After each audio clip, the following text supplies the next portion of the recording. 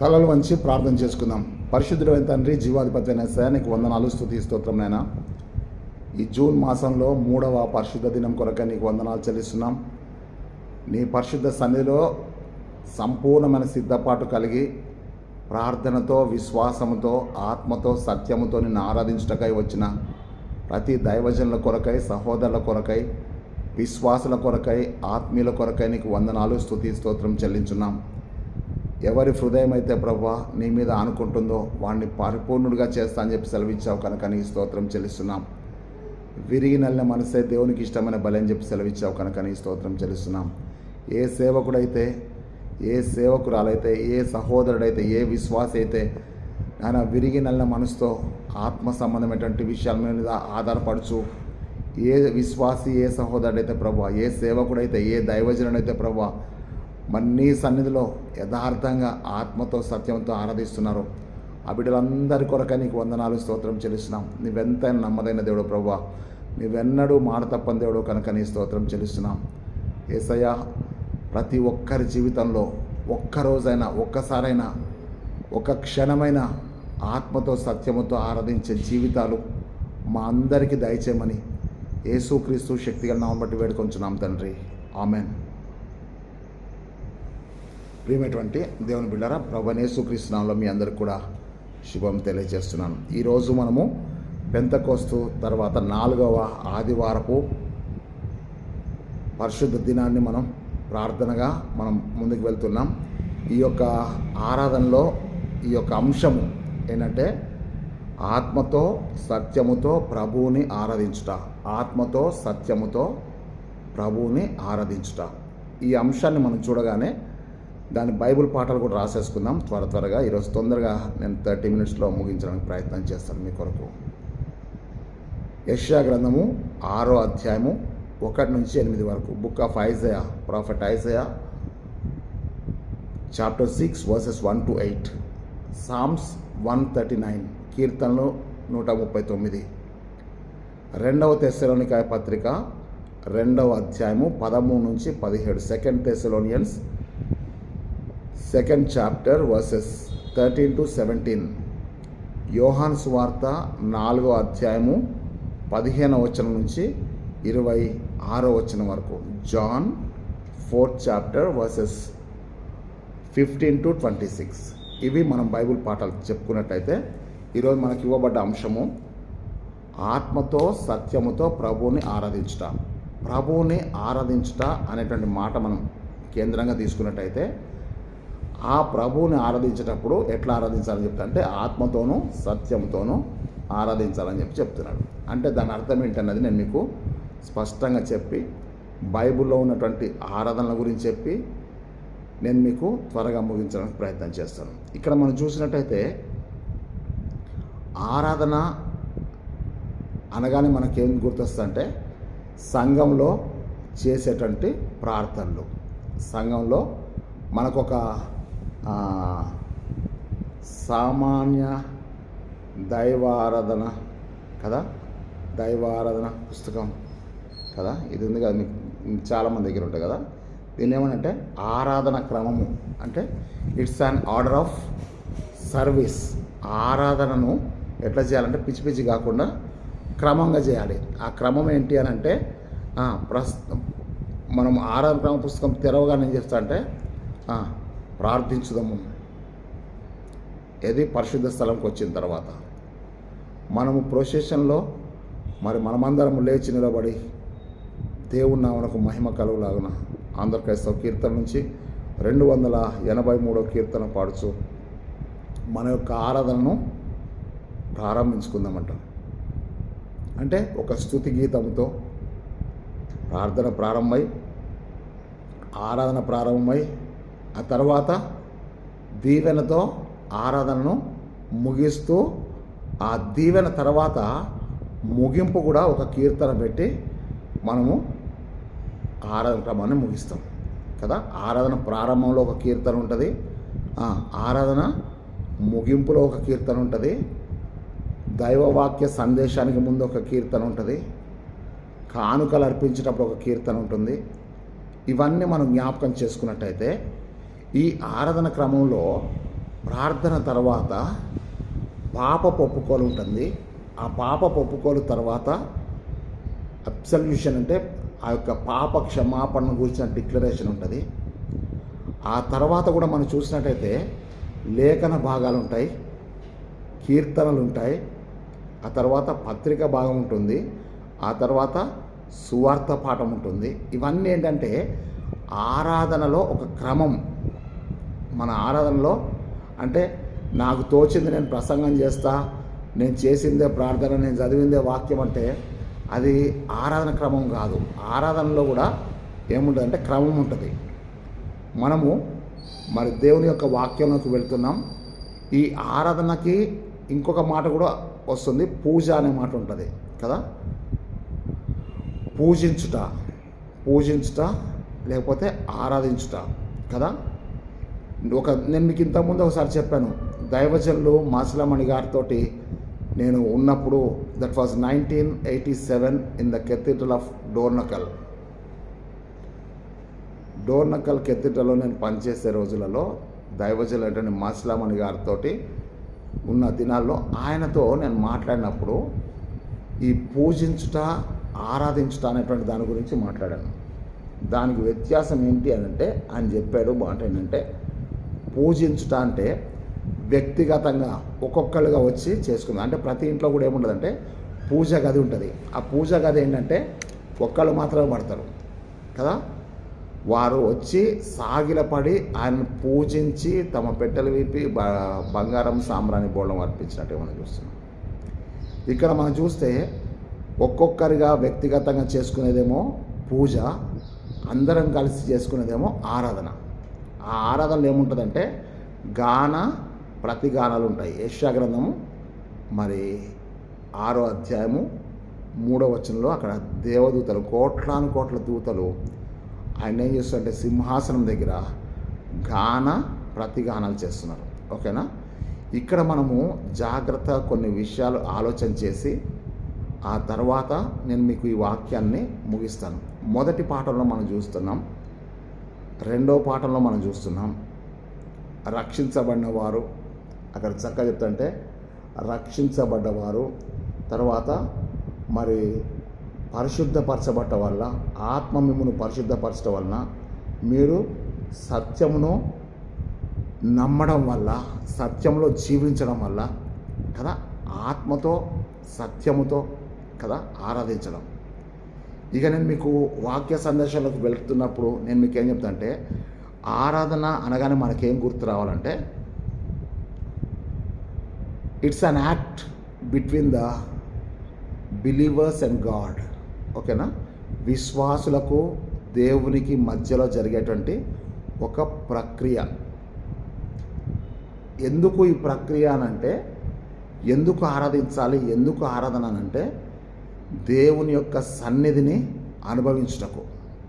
ఆరాధనలు ఏం జరుగుతుందంటే దేవుని సన్నిధిని మనం సమయాన్ని గడపడం కొరకు, అంటే మన మనసును, మన యొక్క శరీరాన్ని, మన యొక్క ఆత్మను దేవుని సన్నిధిలో కుమ్మరించుకోవడం కొరకు. అదే మనము ఫస్ట్ తెస్సలోనిక మొదటి పత్రిక 5వ అధ్యాయంలో పౌలు ఒక దీవెన చెప్తూ ఏమంటాడంటే, ఆ యొక్క 23వ వచనం మనం చూసినట్టయితే, సమాధానకర్తకు దేవుడే మిమ్మును సంపూర్ణులుగా పరిశుద్ధపరచును గాక, మీ ఆత్మయు నెంబర్ 1 జీవమును శరీరమును మన ప్రభువైన యేసుక్రీస్తు రాకడయందు నిందారహితంగాను తర్వాత సంపూర్ణంగాను ఉండునట్లు కాపాడునుగాక అని చెప్పి దీవెన చెప్తున్నాడు. అవును, అక్కడ ఏం చెప్తాంటే మీ ఆత్మయు ఒకటి, మీ యొక్క జీవమును శరీరము. ఆత్మ, జీవం అంటే ప్రాణము, శరీరం, ఈ 3 కూడా నిందారహితంగా ఉండాలి.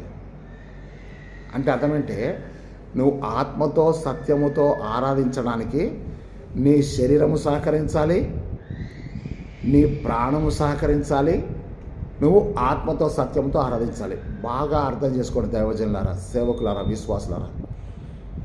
మనము దేవాలయంలోకి వచ్చి మనం ఆరాధిస్తున్నాం కదా అంటే అర్థమేంటే శరీరంతో వస్తున్నాం, బ్రతికున్నాం కనుక ప్రాణంతో వస్తున్నాం, దేవుని సన్నిధిలో ఉన్నాం కనుక ఆత్మతో సత్యంతో ఆరాధిస్తున్నాం.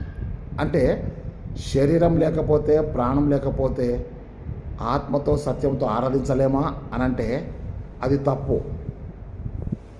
ఆత్మతో సత్యముతో ఆరాధించడానికి శరీరం ఉండాలని కానీ ప్రాణం ఉండాలని కాదు. అలా చూసినట్టయితే మరి ప్రకటన గ్రంథం 24వ అధ్యాయంలో 24 పెద్దలు, ఆ 4 జీవులు కదా, తర్వాత కోట్లాను కోట్ల దూతలు, వీళ్ళందరూ కూడా ఆత్మతో సత్యముతో ఆరాధిస్తున్నటువంటి ఆరాధన.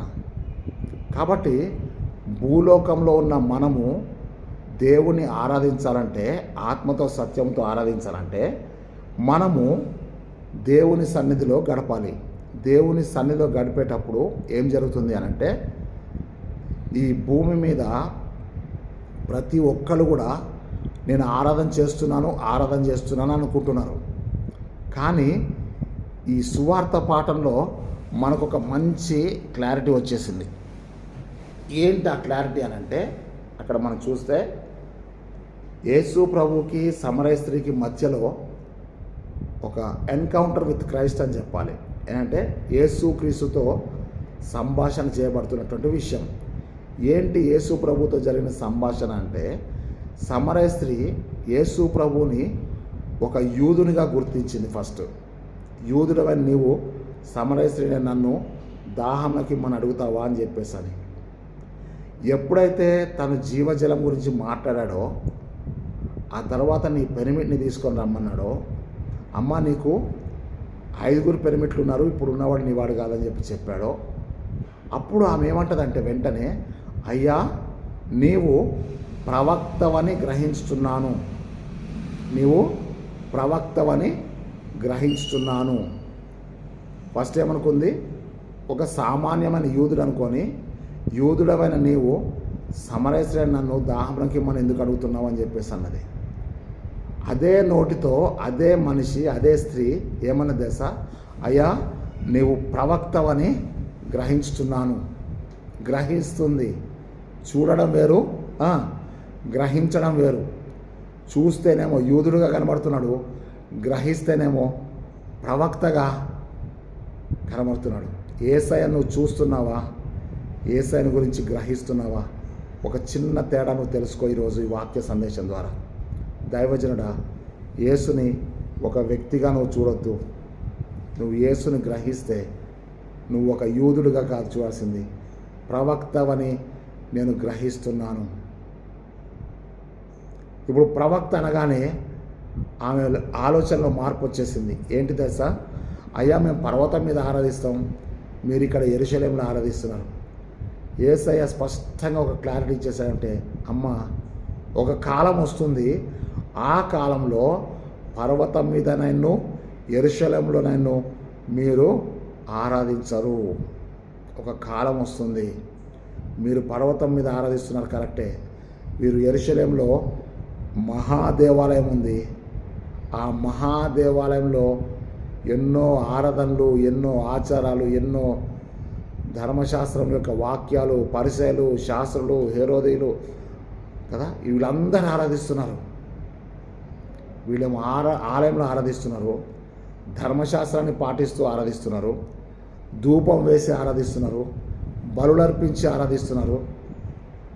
ఇది దేవాలయంలో జరిగేటువంటి ఆచారాలతో కూడిన ఆరాధన. వాళ్ళకి దేవాలయం లేదు, ఏమీ లేదు. సమరయులకి వారు పర్వతముల మీద ఆరాధిస్తున్నవారు.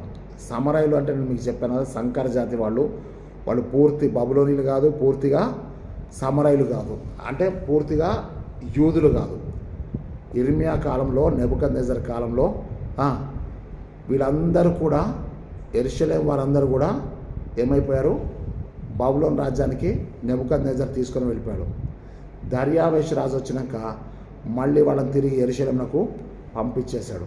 పంపించినప్పుడు ఈ యూదా స్త్రీలను, బబులోను పురుషులను, బబులోను స్త్రీలను, యూదా పురుషులను పెళ్లి చేసుకున్నప్పుడు వారి మధ్యలో పుట్టినటువంటి వాళ్ళు ఇటు యూదా దేశంలో లేకుండా అటేమో బబులోన్ దేశంలో లేకుండా వాళ్ళతో తృణీకరించబడి ఇటు వీళ్ళతో తృణీకరించబడి వాళ్ళు ఏం చేస్తారంటే పర్వత శిఖరాలకు పర్వత ప్రాంతాలకు వెళ్ళిపోయారు. ఆ ప్రాంతం పేరు పాత నిబంధనలో షోమ్రోను, కొత్త నిబంధనలోకి వచ్చేవరకు ఏమైందంటే సమరయ. ఇప్పుడు వాళ్ళని సమరయులు అంటే అర్థమంటే అంటరాని వాళ్ళు, మన భాషలో చెప్పాలంటే దళితులు. ఓకేనా? అంటరాని వారు, ఎన్నిక లేని వారు, తృణీకరించబడ్డవారు, గుర్తింపు లేనివారు, ఇంకా మీరు ఎన్నైనా చెప్పవచ్చు. ఈ సమరయలో యాకోబు బావి ఉంది, సుకారు అనే గ్రామం దగ్గర. ఆ బావి దగ్గర వీళ్ళందరూ వెళ్ళి నీళ్లు చేదుకునేవాళ్ళు కదా. అక్కడికి యేసు ప్రభువే ముందు వచ్చాడు. మీరు బాగా గమనించండి, చదవండి. సమరయ స్త్రీ ముందు రాలే, యేసు ప్రభువే ముందు వచ్చి ఆ బావి కాడ కూర్చున్నాడు. యేసు ప్రభువే సమరయ స్త్రీని పలకరించాడు. ఓకే కదా. ఇక్కడ మనం జ్ఞాపకం చేసుకోవాల్సినటువంటి విషయం అంటే, ఆ సమరయ స్త్రీ యేసు ప్రభుని అడుగుతుంది అంటే, అయ్యా మీరు యెరూషలేములో ఆరాధిస్తున్నారు, మేమేమో పర్వతాల్లో ఆరాధిస్తున్నాం, నువ్వు ప్రవక్తవు కదా, ఏం చెప్తావు అని చెప్పేసి అడిగితే, ఒక కాలం వస్తుంది ఆ యెరూషలేములో ఆరాధన కాదు, ఆ యొక్క పర్వతం మీద ఆరాధన కాదు, ఒక కాలం వస్తుందమ్మా, ఆ కాలం ఇప్పుడు వచ్చే ఉన్నది. సువార్త పాఠం మీరు స్పష్టంగా చదవండి. నెంబర్ 1, నేను మీకు 4 ఆరాధనలు ఇంతకుముందు క్రిస్టమస్ టైంలో కూడా చెప్పాను. మీకు మళ్ళీ చెప్పాలనే ఉద్దేశంతో నేను ఈ యొక్క వీడియో చేస్తున్నాను. 4 ఆరాధనలే ఉన్నాయి, 4 ఆరాధనలే బాగా గుర్తుపెట్టుకోండి. నెంబర్ 1 మనం చూసినట్టయితే యేసయ్య చెప్పినవి నేను చెప్తాను, నా సొంతంగా చెప్పట్లేదు. యోహాను సువార్త 4వ అధ్యాయము 22వ వచనం నుంచి 24 వరకు మీరు చూస్తే, అమ్మా మీరు మీకు తెలియని దానిని ఆరాధిస్తున్నారు. అంటే మీకు ధర్మశాస్త్రం లేదు, 10 ఆజ్ఞలు లేవు, తోరా లేదు, ఏమీ లేదు, మీరు మీకు తెలవని దాన్ని ఆరాధిస్తున్నారు. ఎందుకంటే మీరు బబులోనుకు ఇటు యూదాకు సంబంధించిన ఎటు కాని పరిస్థితి మీది.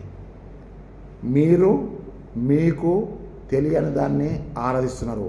ప్రపంచం అంతా కూడా ఇదే జరుగుతుంది. యేసయ్య చెప్పిన మాట ఏది కూడా సున్నాయిని పొల్లైన పోదని జ్ఞాపకం చేసుకోవాలి. ప్రపంచంలో ఎక్కువ మంది ఏం ఆరాధిస్తున్నారంటే తెలియని దానిని ఆరాధిస్తున్నారు. తెలియబడని దేవునికి ఆరాధన చేస్తున్నారు. తెలియని దాన్ని ఆరాధించే వాళ్ళ యొక్క పర్సంటేజ్ ఎక్కువ ఉంది. కాబట్టి నెంబర్ 1 ప్రయారిటీ ఎవరికంటే, స్థానం ఎవరికంటే తెలియని దాన్ని ఆరాధించేవారు. మేము అనగా యూదులు, ఇశ్రాయేలీలు, మేము మాకు తెలిసిన దాన్ని ఆరాధిస్తున్నాం. ఏంటి వీళ్ళకి తెలిసిందేంటి? తెలిసి వీళ్ళు ఆరాధించేది ఏంటంటే దేవునికి ఎట్లా సాగిలపడాలి, దినమునకు ఎన్ని మార్లు ప్రార్థన చేయాలి, తర్వాత ఎప్పుడు బలి అర్పించాలి, ఎప్పుడు మోకరించాలి, ఎప్పుడు చేతులు జోడించాలి, ఎప్పుడు తలెత్తి ప్రార్థన చేయాలి, ఎప్పుడు ఉపవాసం ఉండాలి, ఎప్పుడు దశమ భాగం ఇవ్వాలి, ఎప్పుడు ఫల సంగ్రహ పండుగ చేయాలి, ఎప్పుడు పస్కా పండుగ చేయాలి, అవునా, ఎప్పుడు నీసాను మాసంలో ఏం చేయాలి, ఎప్పుడు పెంతకోస్తు పండుగ చేయాలి.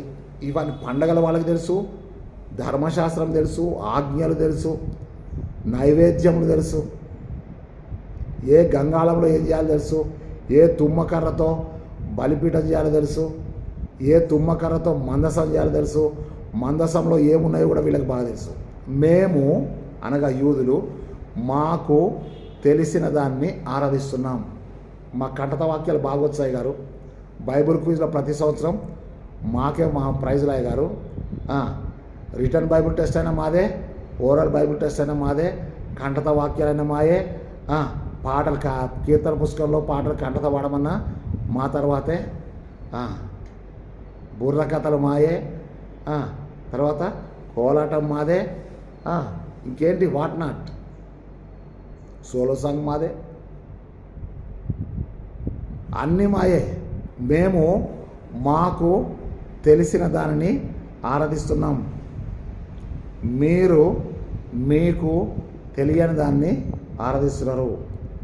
తెలియని దాన్ని ఆరాధించేవారు ఫస్ట్ ప్లేస్లో ఉంటే, తెలిసిన దాన్ని ఆరాధించేవారు నెంబర్ 2 స్థానంలో ఉన్నారు. చాలామందికి ఈ రోజుల్లో ఇదే పొగడత.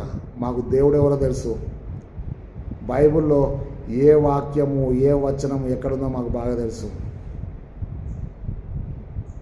ఇక్కడ మనం చూసినట్టయితే నాకు తెలుసు, నాకు తెలుసు, నాకు తెలుసు, నాకు వచ్చు, నాకు తెలుసు, అన్నీ తెలుసు.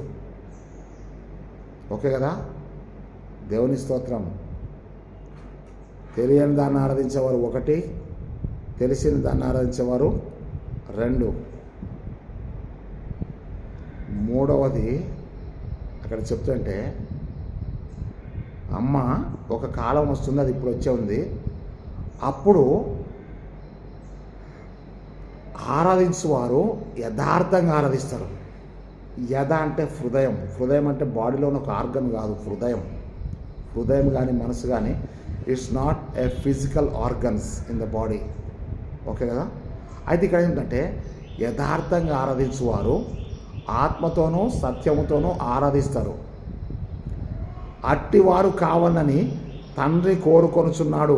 తండ్రి కోరుకుంటున్నాడు. ఏ తండ్రి? పరలోకమందున మా తండ్రి, నీ నామం పరిశుద్ధపరచబడుగా కానీ రాజ్యం వచ్చుగా కానీ. చూడండి, ఈ తండ్రి కోరుకునేది ఎవరినంటే యథార్థంగా ఆరాధించేవారు ఆత్మతో సత్యముతో ఆరాధిస్తారు. ఇది 3వ గుంపు. బాగా గుర్తుపెట్టుకోండి. 1వ గుంపు తెలియని దాన్ని ఆరాధించేవారు, 2వ గుంపు తెలిసిన దాన్ని ఆరాధించేవారు, 3వ గుంపు యథార్థంగా ఆరాధించేవారు. అంటే ముందు నీ బ్రతుకు యథార్థంగా ఉంటే నీ ఆరాధన ఆత్మతో సత్యంతో వచ్చేస్తుంది. నువ్వు యథార్థంగా లేకుండా యథార్థంగా ఉన్నట్టుగా నటిస్తే అది ఆత్మతో సత్యముతో ఆరాధించిన ఆరాధన కాదు. అంటే అర్థమేంటంటే ఆత్మతో సత్యముతో ఆరాధించేవారు యథార్థంగా ఆరాధిస్తారు. ఎందుకు దేవుడు అట్టివారు కావాలంటే, అట్టివారంటే ఎవరు? యథార్థవంతులు కావాలని ఎందుకు కోరుకుంటున్నాడంటే, కీర్తనలు 18వ కీర్తన 30వ వచనంలో చెప్తాడేమంటే, దేవుడు యథార్థవంతుడు, దేవుడు యథార్థవంతుడు. యథార్థవంతుడు కాబట్టే యథార్థంగా ఆరాధించే వాళ్ళు కావాలని అనుకున్నారు. నేను యథార్థవంతుడైతే నాకు కావాల్సిన వాళ్ళు ఎవరంటే యథార్థవంతులు కావాలి నాకు. నేను ఆత్మనై ఉంటే, దేవుడు ఆత్మ గనుక కదా, దేవుడు ఆత్మ అయితే ఆయనకు కావాల్సిన వాళ్ళంటే ఆత్మానుసారులు కావాలి. రోమపత్రిక 8వ అధ్యాయం 5వ వచనం 6వ వచనం గుర్తుంది కదా మీకు. శరీరానుసారులు శరీర విషయముల మీద మనసును ఉంచుతారు, ఆత్మానుసారులు ఆత్మ విషయముల మీద మనసును ఉంచుతారు. శరీరానుసారమైన మనసు మరణము, ఆత్మానుసారమైన మనసు జీవమును సమాధానమై ఉన్నది. ఓకే కదా? మీకు బాగా గుర్తుంది కదా. ఇక్కడ నేను ఏం చెప్తా అంటే, శరీరానుసారులు శరీర విషయంలో మీద మనసును ఉంచుతారు. ఓకే కదా? ఆత్మానుసారులు ఆత్మ విషయముల మీద మనసును ఉంచుతారు. అంటే అర్థమేంటంటే ఈ ఆరాధనలో యథార్థంగా ఆరాధించేవారు 3వ గుంపు అయితే, బాగా గుర్తుపెట్టుకోండి పిల్లరా, 4వ గుంపు ఉన్నది. ఈ 4వ గుంపు ఏంటంటే మార్కు సువార్త 7వ అధ్యాయం 7వ వచనంలో, వారు మనుషులు కల్పించు పద్ధతులను, బాగా గుర్తుపెట్టుకోండి, దైవోపదేశంలని బోధించుచు నన్ను వ్యర్థంగా ఆరాధిస్తున్నారు. ఒకళ్ళు యథార్థంగా ఆరాధిస్తున్నారు, ఇంకొకళ్ళు వ్యర్థంగా ఆరాధిస్తున్నారు. యథార్థంగా ఆరాధించే వాళ్ళు గుళ్ళోనే ఉంటారు, తెలియని దాన్ని ఆరాధించే వాళ్ళు గుళ్ళోనే ఉంటారు, తెలిసిన దాన్ని ఆరాధించే వాళ్ళు గుళ్ళోనే ఉంటారు, వ్యర్థంగా ఆరాధించేవారు కూడా గుళ్ళోనే ఉంటారు. ఎవరు ఈ వ్యర్థంగా ఆరాధించేవాళ్ళంటే వారు తమ పెదవులతో నన్ను గణపరుస్తారు, కానీ వారి హృదయాల్లోకి నాకు చోటు లేదు. వారి హృదయం నాకు చాలా దూరంగా ఉంది. బాగా గుర్తుపెట్టుకోండి. ఒక ఆలయంలో ఆరాధన జరుగుతుందంటే తెలియని దాన్ని ఆరాధించే వాళ్ళు ఉంటారు, తెలిసిన దాన్ని ఆరాధించే వాళ్ళు ఉంటారు, యథార్థంగా ఆత్మతో సత్యముతో ఆరాధించే వాళ్ళు ఉంటారు, తర్వాత వ్యర్థంగా ఆరాధించే వాళ్ళు కూడా ఉన్నారు. ఈ 4 ఆరాధనలలో, ఈ 4 గుంపుల వాళ్ళలో 2 భాగాలు ఉన్నారు. ఏంటి ఆ 2 భాగాలంటే, శరీరానుసారులు శరీర విషయంలో మనసును ఉంచుతారు, ఆత్మానుసారులు ఆత్మ విషయంలో మనసును ఉంచుతారు. ఓకేనా? శరీరానుసారులు ఉంచేటువంటి విషయం ఏంటంటే, సౌండ్ సిస్టమ్ కొంచెం పెట్టు, సౌండ్ పెట్టు, సౌండ్ సిస్టమ్ కావాలి వాళ్ళకి, డిస్కో లైట్స్ కావాలి, అవునా, పెద్ద పెద్ద డీజే బాక్సులు కావాలి, మంచిగా అదంతా అయినాక వాళ్ళు ఏమనుకున్నట్టే, అబ్బా ఈరోజు praise and worship excellent, the excellent. జాగ్రత్తగా ఆలోచించండి ప్రియులారా. మీరు రాజులు మొదటి గ్రంథము 19వ అధ్యాయము 9వ వచనం నుంచి 11వ వచనం వరకు మీరు దయచేసి తీసి చూడండి. శరీరానుసారులు శరీర విషయముల మీద మనసును ఉంచుతారు. కొంతమందికి ఇన్స్ట్రుమెంట్స్ ఉంటేనే మేము పాటలు పాడతాం, ఇన్స్ట్రుమెంట్స్ ఉంటేనే మేము ప్రైజ్ అండ్ వర్షిప్ చేస్తాం, ఇన్స్ట్రుమెంట్స్ ఉంటేనే మేము స్తుతి ఆరాధనలో పాల్గొంటాం. కొంతమందికి ఏంటి, లైటింగ్ మంచిగా ఉండాలి, తర్వాత బాక్సులు పెద్దగా ఉండాలి, అట్టహాసంగా ఉండాలి. కానీ రాజులు మొదటి గ్రంథం 19వ అధ్యాయం 9 నుంచి 11 వరకు చూస్తే ఏలియా 40 దినాలు ఉపవాసం ఉండి దేవుని పర్వతమైన హోరేబునకు చేరుకున్నాడు. The destination of Elisha. ఎవరి దేశా? 40 దినాల తర్వాత ఆయన ఎక్కడ చేరుకుంటే ఆయన గమ్యస్థానం ఏంటంటే దేవుని పర్వతమైన హోరేబునకు వచ్చాడు.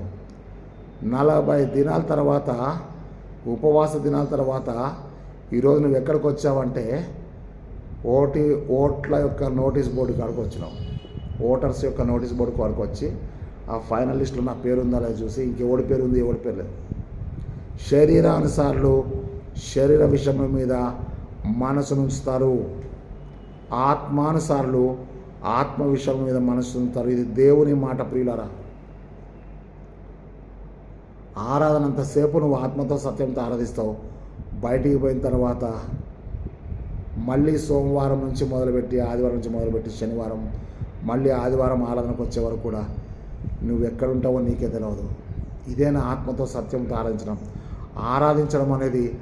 ఆత్మతో సత్యంతో ఆరాధిస్తే తెలిస్తే 4 గోడల మధ్యలో జరిగేది ఆరాధన.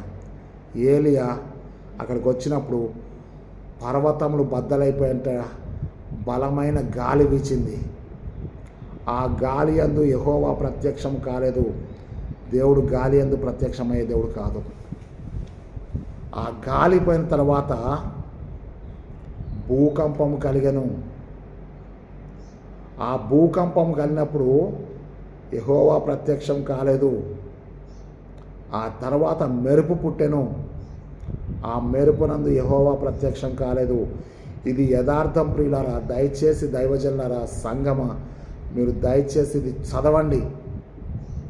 యెహోవా పర్వతం మీద ఏలియాకు బలమైన పెనుగాలి వచ్చింది. పెను అంటే పెద్ద పెనుగాలి వచ్చింది. అక్కడ దేవుడు ప్రత్యక్షం కాలేదు. భూకంపం కలిగింది, ప్రత్యక్షం కాలేదు. మెరుపు పుట్టింది, ప్రత్యక్షం కాలేదు. భూ సంబంధమైన యాక్షన్లు రియాక్షన్లు జరిగితే దేవుడు ప్రత్యక్షం కాలేదు. అదంతా అయిపోయిన తర్వాత మిక్కిలి నిమ్మలమైన స్వరము ఏలియాకి వినబడ్డది. నిమ్మలమైన స్వరం కాదు, మిక్కిలి నిమ్మలమైన స్వరంతో, ఏలియా నువ్వు ఇక్కడ ఏమి చేయుచున్నావు? మీకు వినబడదా? ఏలియా నీవు ఇక్కడ ఏమి చేయుచున్నావు అని మిక్కిలి నిమ్మలమైన స్వరము ఆయనకు వినబడదు. That is called the revolution of God. దేవుని ప్రత్యక్షత ప్రియులారా. అది దేవుని ప్రత్యక్షత. నీ దేవుని ప్రత్యక్షత కావాలంటే ఇవన్నీ కాదు. శరీరానుసారులు శరీర విషయం మీద మనసును ఉంచుతారు, ఆత్మానుసారులు ఆత్మ విషయముల మీద మనసును ఉంచుతారు. ఏది ఆత్మ విషయము, ఏది శరీర సంబంధమైన విషయం అన్నది మీరే డిసైడ్ చేయండి. ఈసారి డెకరేషన్ బాగుండాలి, ఈసారి క్రిస్మస్ అట్టహాసంగా జరగాలి, ఈసారి లైటింగ్ ఎక్కువ పెట్టాలి, మన స్టార్ పెద్దగా ఉండాలి. మన స్టార్ కాదు. దేవుని బిడ్డలారా, శరీరానుసారులు శరీర విషయం మీద మనసును ఉంచుతారు, ఆత్మానుసారులు ఆత్మ విషయం మీద మనసును ఉంచుతారు.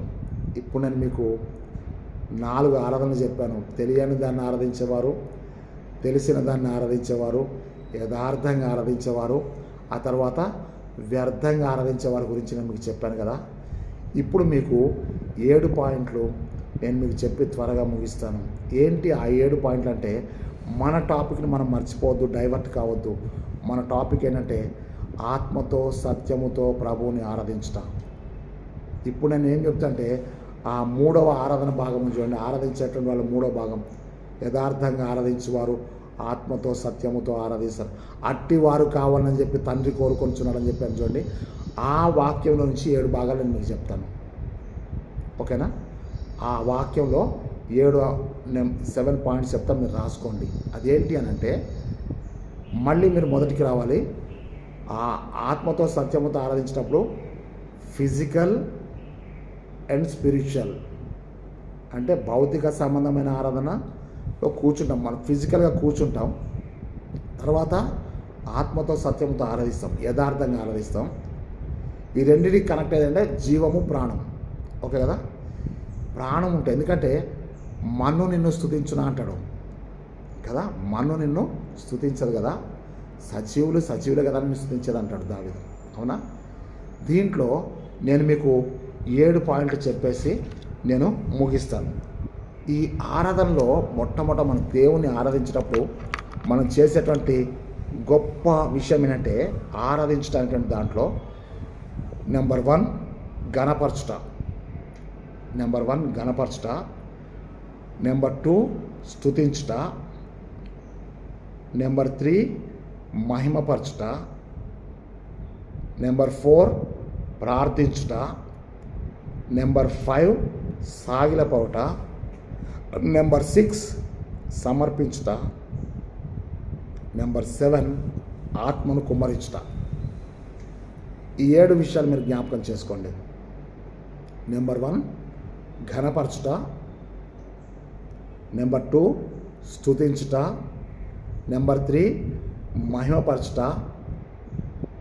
నెంబర్ 4 ప్రార్థించుట, నెంబర్ 5 సాగిలపవుట, నెంబర్ 6 సమర్పించుట, నెంబర్ 7 ఆత్మను కుమ్మరించుట, ఓకేనా?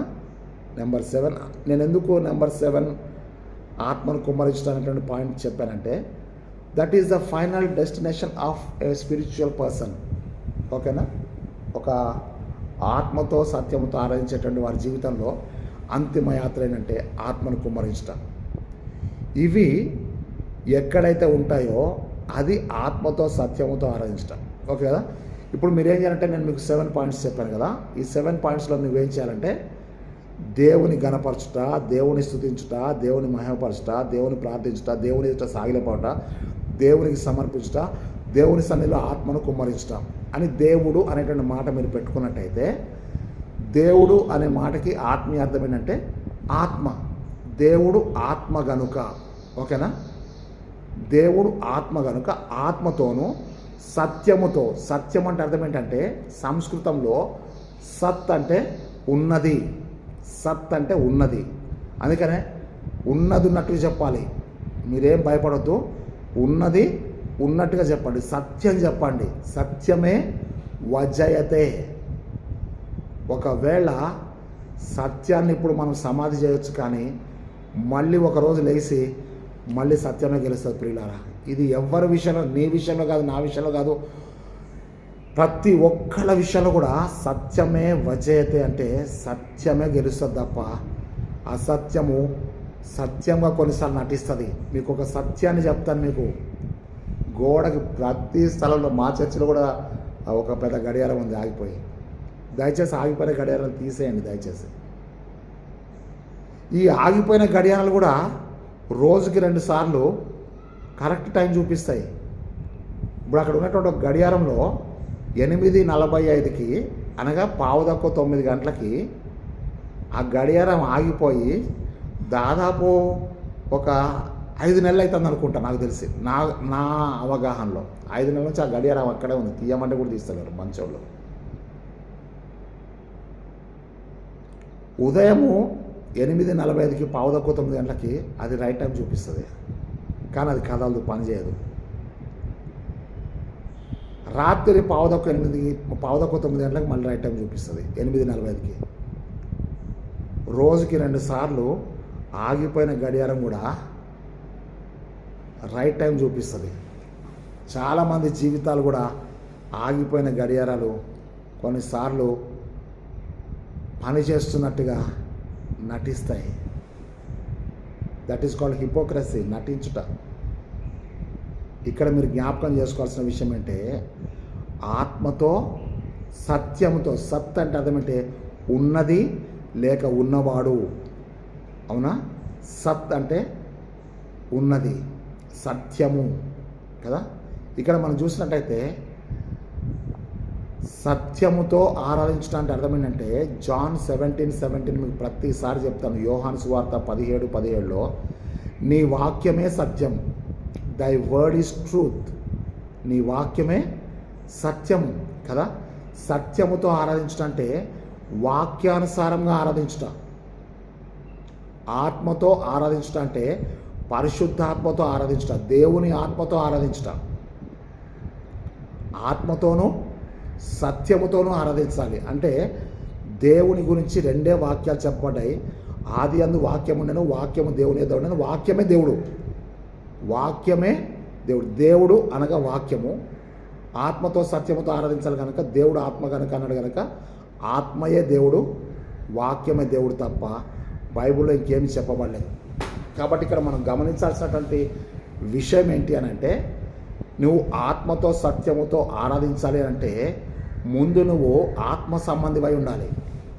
నువ్వు ఆత్మ సంబంధివి అయితేనే తప్ప ఆత్మ సంబంధమైన సంగతులు నీకు అర్థం కావు. ఆత్మానుసారులు ఆత్మ విషయం మీద మనసు ఉంచాలంటే నువ్వు ఆత్మ సంబంధివై ఉండాలి. కొరింథీయులకు రాసిన మొదటి పత్రిక 2వ అధ్యాయము నేను మీకు ఇంత ముందు కూడా చెప్పాను. ఆ యొక్క 10 నుంచి 13 వచనాలు మనం చూసుకుంటాం కదా. శరీర సంగతులు శరీరానుసారమైన వాళ్ళకి అర్థమవుతాయి, ఆత్మ సంగతులు ఆత్మగల వారికి మాత్రమే అర్థమవుతాయి. అంటే నువ్వు ఆత్మతో సత్యముతో ఆరాధించాలంటే నువ్వు యథార్థవంతుడవై ఉండాలి. నీ మాటలు యథార్థంగా ఉండాలి, నీ ఆలోచనలు యథార్థంగా ఉండాలి, నీ ప్రవర్తన యథార్థంగా ఉండాలి, నీ బ్రతుకు యథార్థంగా ఉండాలి. యథార్థంగా ఉంటేనే తప్ప నీ ఆత్మతో సత్యముతో ఆరాధించడం సాధ్యం కాదు. యథార్థంగా ఆరాధించువారు, యథార్థవంతునికి ఆరాధించువారు ఆత్మతో సత్యముతో ఆరాధిస్తారు. నువ్వు ఆత్మతో సత్యముతో ఆరాధిస్తానని చెప్పి పెదవులతో చెప్పి నువ్వు పెదవులతో గనపరిచితే అది కుదిరే పని కాదు. కాబట్టి స్పష్టంగా మనం ఆలోచన చేద్దాం. ఆత్మతో సత్యముతో ఆరాధించడానికి అర్థమేంటే పరిశుద్ధాత్మలో ఆరాధన చేయటం, వాక్యానుసారంగా ఆరాధన చేయడం. ఈ ప్రార్థన జరిగేటప్పుడు మనకి 7 పాయింట్లు నేను మీకు చెప్పాను కదా. ఘనపరచాలి, దేవుణ్ణి ఘనపరచుట, దేవుణ్ణి ఘనపరచుట, దేవుణ్ణి స్తుతించుట కదా. ముందు నేను ఘనపరచుట గురించి చెప్తాను. ఆ ఘనపరచుట అనగానే అర్థం చేయాలంటే అంటే దేవుణ్ణి ఘనపరచాలి. ఆరాధన దేవుడు మాత్రమే ఘనపరచబడాలి. చాలామంది సేవకుల్ని ప్రైజింగ్ చేస్తుంటారు. సేవకుల కొరకు 30 గంట చెప్తారు, వాక్యమేమో అర్ధగంట చెప్తారు. అది తప్పు. సేవకుల్ని బట్టి దేవుడు కాదు, దేవుణ్ణి బట్టి మాత్రమే సేవకులు. ఇంతకుముందు కూడా నేను మీకు చాలాసార్లు చెప్పాను. అయితే ఇక్కడ ఘనపరచుట అనే అంశంకి వచ్చే వరకు సమూయేలు మొదటి గ్రంథము 2వ అధ్యాయం 30 వచనం ఏం చెప్తాంటే నన్ను ఘనపరచువారిని నేను ఘనపరుస్తాను, నన్ను తృణీకరించువారు తృణీకారం పొందుతారని చెప్పాడు. తృణీకరిస్తా అని చెప్పాలి, తృణీకారం వాళ్ళే పొందుతారని చెప్తున్నాడు. ఇక్కడ మనం జాగ్రత్త ఘనపరచడం గురించి చూస్తే నన్ను ఘనపరచువారిని నేను ఘనపరుస్తాను. ఓకేనా. 145వ కీర్తనలో దావీదు ఏం చెప్తాడంటే రాజువైన నా దేవా నేను నిన్ను ఘనపరచదని అంటాడు. రాజువైన నా దేవా అంటే అర్థం ఏంటంటే అప్పటికే దావీదు రాజు, ఆయన ఇశ్రాయేలుకు రాజు. కానీ దావీదుకు రాజు ఎవరంటే దేవుడు. రాజువైన నా దేవా, నా దేవుడే నాకు రాజు అని చెప్తూ నన్ను ఘనపరచు వారిని నేను ఘనపరుస్తానే వాక్యం బట్టి చూస్తే దావీదు చెప్తాడు రాజువైన నా దేవా నేను నిన్ను ఘనపరుస్తాను. అవునా. ఆ తర్వాత అక్కడ మనం చూసినట్టయితే 91వ కీర్తన 14వ వచనం మనం చూస్తే 15వ వచనం మనం చూస్తే అతడు నన్ను ప్రేమించున్నాడు గనుక నేను అతన్ని తప్పించదను, అతడు నా నామము ఎరిగినవాడు గనుక నేను అతన్ని ఘనపరచదను, నేను అతన్ని ఘనపరుస్తాను. నేనే దావీదుని ఘనపరుస్తాను. ఎందుకంటే దావీదు చెప్తాడు రాజువైన నా దేవనే నేను ఘనపరుస్తాను. దానియేలు గ్రంథము 5వ అధ్యాయం ఒకసారి మీరు చూస్తే దానియేలు గ్రంథము 5వ అధ్యాయంలో మరి 21 నుంచి 21 వచనంలో మనం చూస్తే, ప్రియులారా, 22, 23 వచనాలు మనం చూస్తే బెల్షాజర్ రాజుకి చెప్తున్న మాట అంటే, దానియేలు చెప్తాడు, నువ్వు ఎవరి సమక్షంలో ఉన్నావో ఆ దేవుడిని నువ్వు గణపరచకుండా, ఆ దేవుడిని నువ్వు గణపరచలేదు కనుక దేవుడు నీ కొరకు ఈ రాత రాశాడు. ఆ రాత ఏంటంటే మెనే టెకెల్ ఫర్సిన్. ఇదిగో దేవుడు నిన్ను త్రాసులో తోసగా నువ్వు తక్కువగా కనబడ్డావు. దేవుడు నీ రాజ్యం యొక్క లెక్కలు ముగించేశాడు. నెక్స్ట్ చెప్తున్నాడు, నీ రాజ్యం నీ నుంచి తీసేసి పారసికులకు మాదిలకు ఇవ్వబడుతుంది. నువ్వు ఎవరి సమక్షంలో ఉన్నావు వాడిని గణపరచలేదు కనుక దేవుడిని తీసేస్తా అంటున్నాడు. ఇది దానియేలు గ్రంథము 5వ అధ్యాయము 22వ వచనం నుంచి 23వ వచనం వరకు ఉంటుంది. ప్రియులారా, నన్ను గణపరచు వారిని నేను గణపరుస్తాను, నన్ను తృణీకరించువారు తృణీకారం పొందుతారు. ఇది మీరు జ్ఞాపకం చేసుకోండి. మళ్ళీ చెప్తాను, సత్యమే వచేతే. సత్యం ఎప్పటికైనా కానీ ఇట్ విల్ కమ్ టాప్.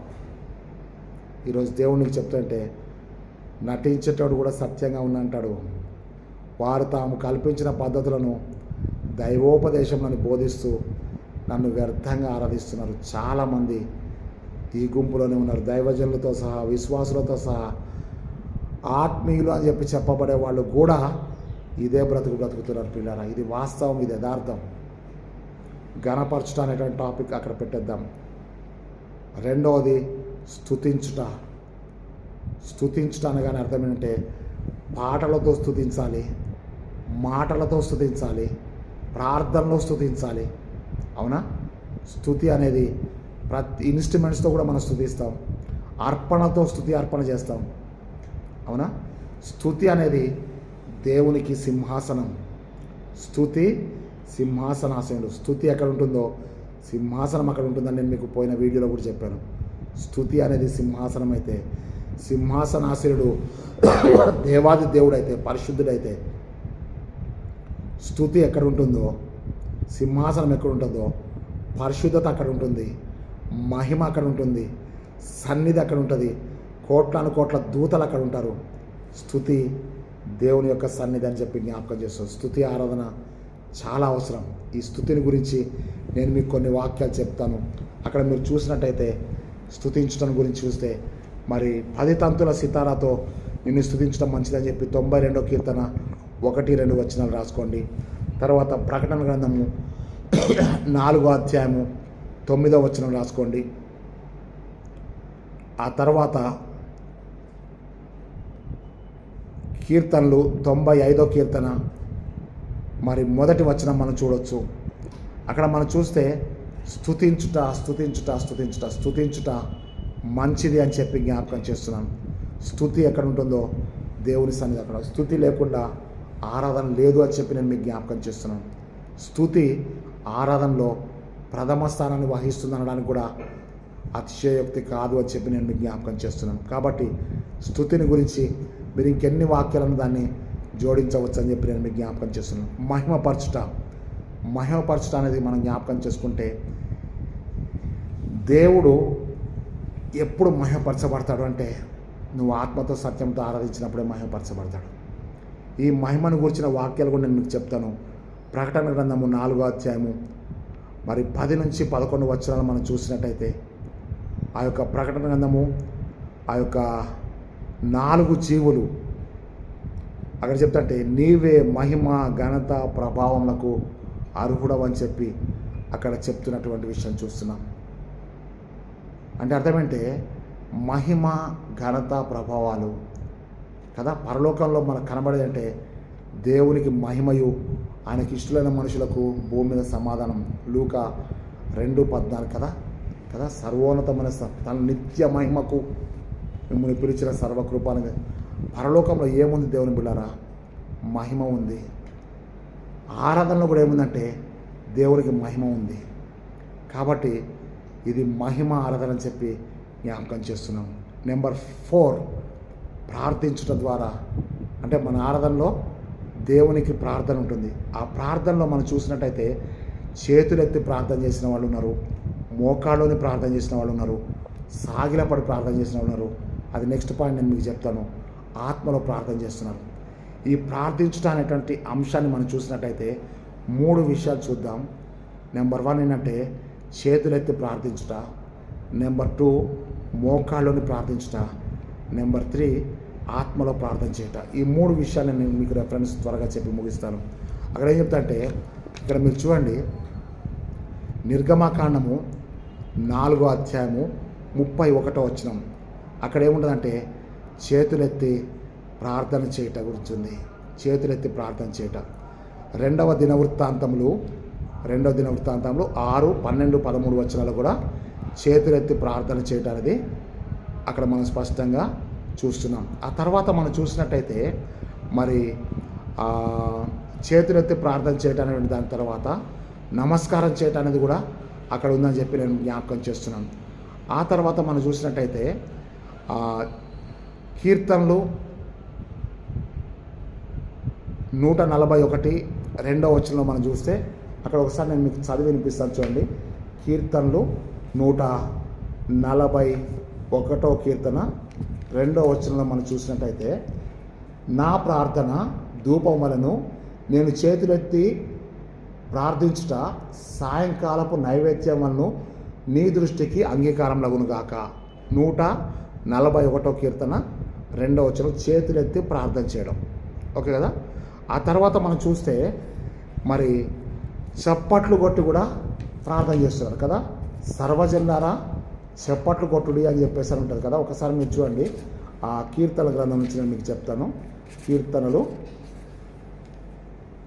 47వ కీర్తన 1వ వచనం మనం చూస్తే, సర్వజనులారా చప్పట్లు కొట్టుడి, జయధ్వనులతో దేవుని గురించి ఆర్భాటం చేయడి, యెహోవా మహోన్నతుడు భయంకరుడు. అక్కడ చేతులెత్తి ప్రార్థన చేయడం, ఇక్కడ చప్పట్లు కొట్టి కూడా ప్రార్థన చేయడం మనం చూస్తున్నాం. అక్కడ మనం చూసినట్టయితే నమస్కరించి ప్రార్థన చేయడం కూడా మనం చూస్తున్నాం. నెక్స్ట్ ఏం చూస్తున్నామంటే మోకాళ్ళలోని ప్రార్థన చేయడం. మోకాళ్ళలోని ప్రార్థన చేయడం మనం చూస్తే నాకు ఇష్టమైనటువంటి మాట ఏంటంటే లూకాసు వార్త 22వ అధ్యాయము, లూకాసు వార్త 22వ అధ్యాయము 41వ వచనంలో మనం చూస్తే యేసు ప్రభు రాతివేత దూరంలో వెళ్ళి అక్కడ ఏం చేస్తున్నాడంటే అక్కడ ఏం చేస్తున్నాడు, మోకాళ్ళలోని కదా, మోకాళ్ళలోని ఏం చేస్తున్నాడు, ప్రార్థన చేయించున్నాడు. దానియేలు కూడా దానియేలు గ్రంథము 6వ అధ్యాయం 10వ వచనంలో మనం చూసినట్టయితే, ఇది ఇటు శాస్త్రం చేయబడిందని చెప్పి దానియేలుకు తెలిసినను అతడు తన ఇంటికి వెళ్ళి యథాప్రకారంగా అనుదినము ముమ్మారు మోకాళ్ళలోని. నాకు చాలా ఇష్టం దేవుని బిడ్డలారా, మీకు ఒక మర్మం చెప్తాను. ఈరోజు కూడా నా దేవుడు నా మోకాళ్ళ ప్రార్థన తప్పకుండా ఎన్నో దీవెన నేను పొంది ఈ స్థితిలో ఉన్నాను. The greatest mystery of a believer, ఒక విశ్వాస యొక్క మర్మం ఎక్కడ ఉంటుందంటే మోకాళ్ళ ప్రార్థన ఉంటుంది. యేసు ప్రభు సాక్షాత్తుగా దేవుని కుమారుడు కదా, సాక్షాత్తుగా దేవుని కుమారుడే రాతివేత దూరంలో వెళ్ళి, అంటే నా అనుకున్న వాళ్ళందరినీ వదిలేసి పర్సనల్ రిలేషన్షిప్ విత్ గాడ్ మోకాళ్ళలోని ప్రార్థన చేశాడు. దానియేలు మోకాళ్ళలోని ప్రార్థన చేశాడు. నీ స్తుతి ఆరాధనలో నా సంఘంలో చాలామంది మోకాళ్ళేసి ప్రార్థన చేసేవాళ్ళు ఉన్నారు. మీరు ఒకసారి బైబుల్ మిషన్ చర్చికి పోండి, గుంటూరు కాకానిలో. యథార్థం చెప్తున్నా, మోకాళ్ళేసి ప్రార్థన చేయడం నేను అక్కడ చూశాను. ఎందుకు మోకాళ్ళ ప్రార్థనకు అంత ప్రాముఖ్యత యేసుపాదమయ్య గారు నువ్వు అడిగితే, ఆకాశం నా సింహాసనము, భూమి నా యొక్క పాదపీఠము. ఈ పాదపీఠం మీద మోకాళ్ళు వంగుతున్న తప్ప భూమి మీద కాదు. పరుపుల మీద మోకాళ్ళు వంగడం, కార్పెట్ల మీద మోకాళ్ళు వంగడం పక్కన పెట్టండి.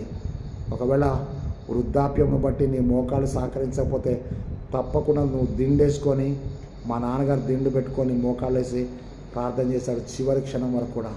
I'm very proud of my father. జ్ఞాపకం చేస్తున్నా, మోకాళ్ళని ప్రార్థన చేయండి. దేవుని బిడ్డలారా, దైవజనులారా, మోకాళ్ళు వేయండి. మోకాళ్ళు వేస్తే ఇక నీకు అంతకంటే మర్మం ఇంకోట్లేదు, అంతకంటే ఆశీర్వాదం ఇంకోట్లేదు. స్తుతిలో ఎంత శక్తి ఉందో మోకాళ్ళ ప్రార్థనలు కూడా అంత శక్తి ఉందని జ్ఞాపకం చేస్తున్నాను. నెంబర్ 3, ఆత్మలో ప్రార్థన చేయట. యూదా పత్రిక 21వ వచనంలో ఏమనంటే, సహోదరులారా, మీరు విశ్వసించు అతి పరిశుద్ధమైన దాని మిమ్మల్ని మీరు కట్టుకొనచ్చు, పరిశుద్ధాత్మలో ప్రార్థన చేయండి అన్నాడు. నిన్ను నువ్వు విశ్వాస జీవితంలో కట్టుకుంటా ఉండాలి, పరిశుద్ధాత్మలో ప్రార్థన చేయాలి. పరిశుద్ధాత్మను పొందినవాడు ఆత్మలో తప్పకుండా ప్రార్థన చేస్తాడు కదా. ఈ మర్మాన్ని గుర్తుపెట్టుకోండి. నెంబర్ 5, సాగిలపడుట, సాష్టాంగ నమస్కారం చేయటం. ఆదికాండము 17వ అధ్యాయము 4వ వచనంలో అబ్రహాము సాగిలపడెను. తీయండి ఒకసారి, చూడండి ఒకసారి. అబ్రహాము సాగిలపడ్డాడు. అబ్రహాము సాగిలపడ్డాడు. యెహోవా అబ్రహాముతో మాట్లాడెను. నేను నీకు జ్ఞాపకం చేస్తున్నది ఏంటంటే, నువ్వు సాగిలపడ్డం వరకే నీ వంతు. మాట్లాడేటువంటి వాడు ఎవరంటే దేవుడు అని చెప్పి జ్ఞాపకం చేస్తున్నాను. 17:4 అబ్రహాము సాగిలపడి ఉండగా దేవుడు అతనితో మాట్లాడి, ఇదిగో నేను నియమించిన నా నిబంధన నీతో చేసి ఉన్నానని చెప్తున్నాడు. ఇక్కడ మీరు చాలా జాగ్రత్త చూడాలి. నేను చూసినటువంటి విషయం అంటే, నాతో మాట్లాడు ప్రభువా, నీవే మాట్లాడుమయ్యా, నాతో మాట్లాడు ప్రభువా, నేనైతే కుర్చీలో కూసుంటాను ప్రభువా. నేను సాగిలపడనయ్యా, సాగిలపడను నేను. నువ్వు మాత్రం నాతోటి మాట్లాడాలి. ఇక్కడ చెప్తాడంటే, అబ్రహాము నాతో మాట్లాడు ప్రభు అనట్లేదు, కానీ అబ్రహాము సాగిలపడ్డాడు అంతే. అబ్రహాము సాగిలపడ్డాడు, దేవుడు ఆయనతో మాట్లాడాడు అంతే. అదే పాస్వర్డ్. దేవుడు నీతో మాట్లాడాలంటే ఆ పాస్వర్డ్ ఏంటి అని అంటే, ఏంటి పాస్వర్డ్ చెప్పండి, ఏంటి పాస్వర్డ్ ఏంటి? ఒక్కటే జ్ఞాపకం చేసుకో ప్రియులారా, నువ్వు సాగిలపడితే నాతో మాట్లాడు ప్రభు అని చెప్పి పాట పాడకపోయినా మాట్లాడతాడు దేవుడు. నువ్వు కుర్చీలో కూర్చొని సాగిలపడకోకుండా నాతో మాట్లాడు ప్రభు అని చెప్పి నువ్వు 10 వైలిన్లు పెట్టుకొని 10 జాజ్ సెట్లు పెట్టుకొని రిథమ్ ప్యాడ్లు పెట్టుకున్నా నో నో నో. దేవుడు నీతో మాట్లాడాలంటే నువ్వు తప్పకుండా సాగిలపడాలి. అదొకటే పాస్వర్డ్, రెండో పాస్వర్డ్ లేదు. ఇక్కడ మీరు జ్ఞాపకం చేసుకోవాల్సింది అదే అని చెప్పి జ్ఞాపకం చేస్తున్నాను. ఆ తర్వాత మనం చూస్తున్నాం ఏంటంటే, ఈ సాగిలపాట అనేది పరలోక రాజ్యంలో కూడా ఉంది.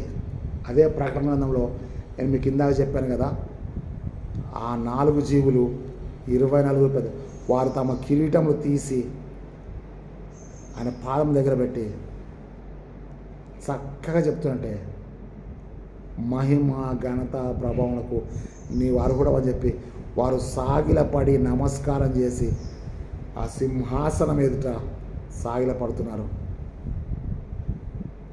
అబ్రహాము దేవుని సన్నిధిలో సాగిలపడుతున్నాడు. అయ్యగారు మా చర్చిలో సాగిలపడేంత స్థలం లేదంటే, నేను చర్చిలో 4 గోడల మధ్యలో సంగతి నేను చెప్తలేను, దేవుడు నీతో మాట్లాడే సంగతి చెప్తున్నాను.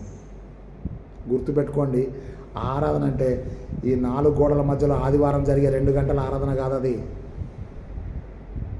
జ్ఞాపకం చేసుకో. నీ ఆరాధన ఆత్మతో సత్యముతో ఆరాధన జరిగేది ఆ 4 గోడల మధ్యలో ఉన్నది ఆలయంలో. ఆలయంలో జరిగే ఆరాధన గురించి నేను చెప్తలేను.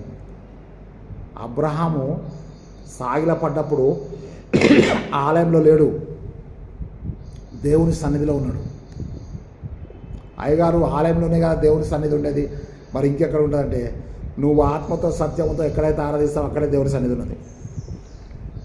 మీకు చక్కగా అర్థమవుతుందని నేను అనుకుంటున్నా. అర్థం చేసుకోండి. అర్థం కాకపోతే మీరే సాగిలపడండి, అప్పుడు మీకే అర్థమైంది. ఓకే కదా. ఆ తర్వాత మనం చూస్తే సమర్పించుట. ఓకేనా. సమర్పించుట అనే మాట చూసినట్టయితే ఆ యొక్క కీర్తన గ్రంథంలో మనం చూస్తున్నాం కదా దేవుని బిడ్డలారా. కీర్తనలు 100వ కీర్తనలో మనం చూస్తున్నాం. కీర్తనలు 100వ కీర్తన 3వ వచనం ఉంటుంది చూడండి కదా. ఆయనే మనల్ని పుట్టించను, కదా. మనం ఆయన ప్రజలం, ఆయన మేపు గొర్రెలము. 4వ వచనంకి వచ్చేందుకు కృతజ్ఞత అర్పణలు చెల్లించు ఆయన గుమ్మంలో ప్రవేశించుడు, కీర్తనలు పాడుచు ఆయన ఆవరణలో ప్రవేశించండి. కృతజ్ఞత అర్పణలు మొదటిది, కీర్తనలు రెండవది.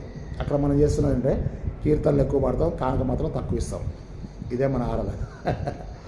కాబట్టి దేవుని బిడ్డలారా, ఇక్కడ చెప్తుంటే కృతజ్ఞతతో అర్పణ తీసుకురండి. నీ అర్పణ ఎంత గొప్పదో నీ కృతజ్ఞత కూడా అక్కడ అంతే గొప్పది.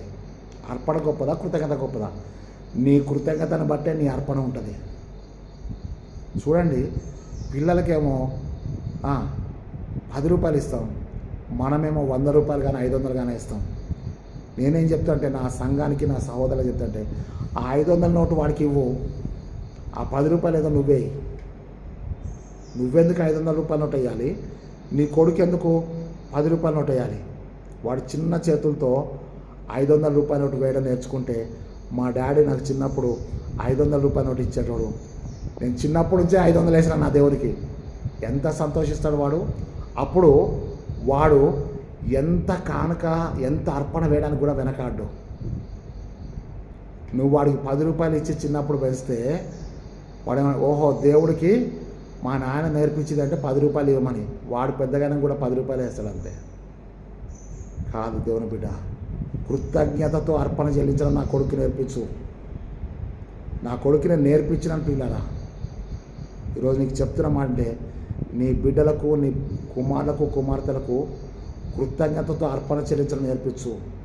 అర్పించడం నేర్పించాలంటే నువ్వు ముందు చేయాలి కదా. ఏం చేయాలి నువ్వు? రోమపత్రిక 12వ అధ్యాయం 1-2 వచనాలు మనం చూస్తే, సహోదరులారా మీరేంటంటే సజీవ యాగముగా మీ శరీరములను సమర్పించుకోండి, ఇట్టి సేవ మీకు యుక్తమైనది. మీరు ఉత్తమమును, అనుకూలమును, పరిశుద్ధమైన దాన్ని మీరు అనుసరించడానికి, ఈ లోక మర్యాదను అనుసరించక ఉత్తమమును, సంపూర్ణమును, దేవుని యొక్క చిత్తమేంటో తెలుసుకోండి అని చెప్తున్నాడు కదా. అంటే అర్థమంటే మీ మనసు మారి నూతనం అవటం వల్ల మీరు రూపాంతరం పొందండి అని చెప్తున్నాడు కదా.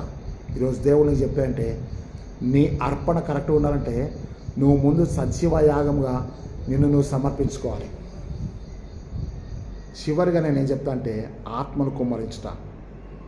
ఆత్మను కుమ్మరించుట అంటే మనకి సమూయేలు 2వ గ్రంథము, సమూయేలు 1వ గ్రంథము 1వ అధ్యాయము 15వ వచనం నుంచి 17వ వచనం వరకు అక్కడ ఏలికి ఆ యొక్క హన్నాకు జరిగినటువంటి సందర్భం అంటే, నా ఏలినవాడ, నేను ద్రాక్షరసం నన్ను మద్యం నన్ను పుచ్చుకోలేదు, కానీ నేను మనోదుఖం గలదాన్నై, మనోవేదన గలదాన్నై నేను నా ఆత్మను నా దేవుని సన్నిధిలో కుమ్మరించుకొనిచున్నాను అన్నాడు. అంటే అర్థమైంది తెలుసా?